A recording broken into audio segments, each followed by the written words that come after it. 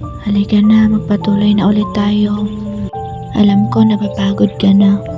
Katulad ko, napagod na rin ako. Nawala ng pag-asa kaya huminto. Pero dapat hindi tayo tumigil sa pangarap natin. Maraming pagsubok ang dumarating sa atin araw-araw. Huwag nating gawing dahilan para tayo sumuko sa pangarap natin sa buhay. Maraming dahilan para sumuko, pero mas maraming dahilan para magpatuloy. Alam kong katulad ko, marami ka rin problema kinakaharap ngayon. Pero alam ko rin na kakayanin mo.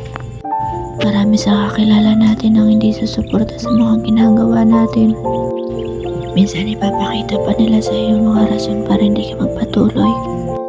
Pero hanggat may isang taong naniniwala sa iyo, huwag kang sumuko. Kaya halika na, magsimula na tayo ulit. Sikapin natin na makarating sa finish line. Dahil